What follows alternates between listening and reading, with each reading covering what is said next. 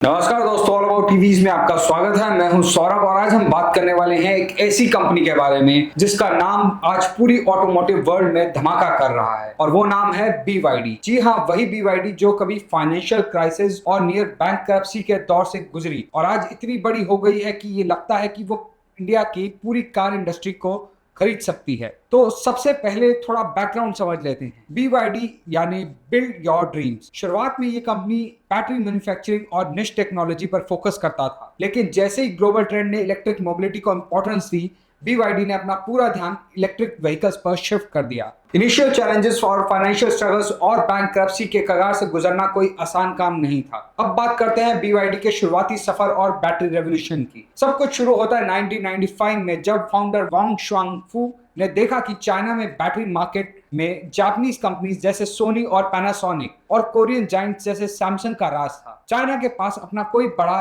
Battery manufacturer नहीं था, इसलिए इन्होंने पहले जापानीज बैटरीज को रिवर्स इंजीनियरिंग करके अपना प्रोडक्शन सेटअप कर लिया। शुरुआत में BYD सिर्फ एग्जिस्टिंग डिजाइन्स की कॉपी बना रहा था, लेकिन धीरे धीरे R&D और इनोवेशन के दम पर 2000 तक चाइना की सबसे बड़ी बैटरी मेकर में शामिल हो गया। एक ट्विस्ट अब आया जब 2003 में जब एक स्टेट ओन्ड कार मेकर शैनफी फाइनेंशियल क्राइसिस से गुजर रहा था, तब BYD ने उस कंपनी को पूरी तरह से एक्वायर कर लिया और इस मूव से टेम्परेरी शेयर होल्डर्स के शेयर में काफी गिरावट देखी गई। लेकिन ये एक स्ट्रैटेजिक डिसीजन साबित हुआ जो कंपनी को आगे बढ़ाने में मददगार रहा। मिस्टर वांग अपने विजन को आगे बढ़ाते हुए 2005 में पहली गाड़ी लॉन्च करी। ये एक चाइनीज वर्जन था, टोयोटा करोला से मिलती जुलती थी और अप्रॉक्स 8 लाख रुपए के प्राइस रेंज में आई। ये गाड़ी के डिजाइन में, परफॉर्मेंस में और टेक्नोलॉजी के मामले में कुछ कमियां देखी गई, जिसके कारण शुरुआती फीडबैक उतना पॉजिटिव नहीं रहा। लेकिन BYD ने इन चैलेंजेस से सीखकर अपने प्रोडक्ट को अपग्रेड किया। कुछ समय में ही इन्होंने F3DM नाम की एक प्लग इन हाइब्रिड को लॉन्च कर दिया, जिससे मार्केट में एक नया ट्रेंड शुरू हो गया। और 2009 के आसपास BYD ने पूरी तरह से इलेक्ट्रिक मॉडल E6 को इंट्रोड्यूस किया, जिसमें लगभग 80 किलोवाट की बैटरी लगाई गई थी, जो कि 400 किलोमीटर तक की चलने में सक्षम थी। यह मॉडल खास तौर पर शेंजन की टैक्सी फ्लीट को इलेक्ट्रीफाई करने के लिए डिजाइन किया गया था, जिससे सरकारी ऑर्डर्स और सब्सिडीज भी मिली। आज BYD के कुछ ऐसे फीचर्स इतने एडवांस हो गए हैं कि वो किसी भी कंपटीशन को पीछे छोड़ देते हैं, जैसे कि 1200 किलोमीटर की रेंज देने वाला व्हीकल। BYD व्हीकल्स में आपको 1200 किलोमीटर तक की रेंज देखने को मिलती है, जो किसी भी इलेक्ट्रिक व्हीकल के लिए काफी इंप्रेसिव होती है। अब बात करते हैं दोस्तों BYD के आउटस्टैंडिंग टर्निंग रेडियस। उनकी कार्स इतनी एडवांस हो चुकी हैं कि पैरेलल पार्किंग जैसे फीचर्स भी ऑफर कर रही है। वाटर वेटिंग कैपेसिटी की बात करें तो BYD की एक गाड़ी युआंग U8, ये कार इतनी एडवांस है कि वो लिटरली पानी में तैर सकती है और 360 डिग्री टैंक लाइक टर्न भी कर सकती है। अगर सस्पेंशन टेक्नोलॉजी की बात की जाए तो उनकी सस्पेंशन सिस्टम इतनी एडवांस है कि BYD की कार्स जंप कर सकती हैं एक जगह पे खड़े खड़े और 0 to 100 किलोमीटर की स्पीड लगभग 2 सेकंड के अंदर अचीव कर लेती हैं। इन कार्स में दोस्तों हाई टेक टेक्नोलॉजी है जो इतनी एडवांस है कि गाड़ी लिटरली डांस करती है खड़े खड़े। अब बात करते हैं BYD की R&D इन्वेस्टमेंट, ब्लेड, बैटरी और ग्लोबल एक्सपेंशन के बारे में। जब मार्केट में क्रिटिसिज्म और कंपटीशन बढ़ने लगा, तब मिस्टर वांग ने अपनी R&D इन्वेस्टमेंट को कभी कम नहीं होने दिया।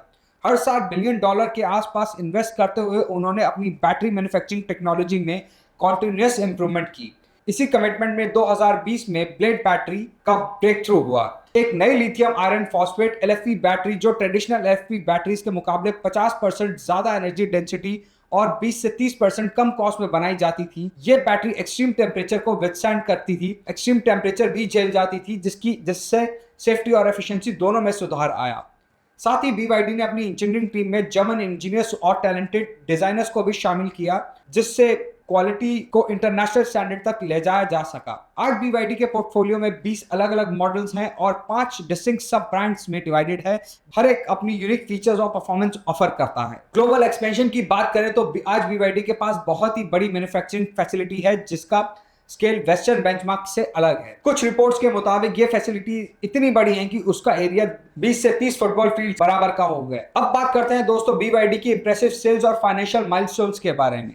2024 के फोरकास्ट के हिसाब से BYD ने लगभग 4.27 मिलियन व्हीकल्स बेचने का टारगेट सेट किया है, जो इंडिया की पूरी कार इंडस्ट्री के एनुअल सेल्स के बराबर है। चाइना के ईवी मार्केट करीब 40% हिस्सा BYD के पास है और रिसेंट रिपोर्ट्स के मुताबिक उनकी एनुअल रेवेन्यू लगभग $107 बिलियन, जो कि टेस्ला के $97.7 बिलियन से भी ज्यादा प्रोजेक्ट किया गया है। यह माइलस्टोन साबित करता है कि एक कंपनी ने कैसे बैंक करप्सी से उभर कर एक ग्लोबल ऑटोमोटिव लीडर बनने का सफर तय किया है। और हाँ, दुनिया के मशहूर इन्वेस्टर वॉरेन बफेट ने भी BYD में 2008 में इन्वेस्ट करके 10% स्टेक ले लिया था, क्योंकि उनको मिस्टर वैंग पर विजन पे पूरा भरोसा था। अब बात करते हैं दोस्तों एक इनोवेशन और फ्यूचर रोड मैप की। आज BYD की स्टोरी गाड़ियां बेचने तक सीमित नहीं है, बल्कि ये पूरा इकोसिस्टम बना चुके हैं जिसमें हर सब ब्रांड को अपने इनोवेटिव फीचर के साथ मार्केट में नया स्टैंडर्ड सेट कर रहा है। चाहे वो उनकी एडवांस बैटरी टेक्नोलॉजी हो, एफिशिएंट मैन्युफैक्चरिंग प्रोसेस हो या फिर सुपीरियर डिजाइन और परफॉर्मेंस, BYD ने हर सेगमेंट में अपना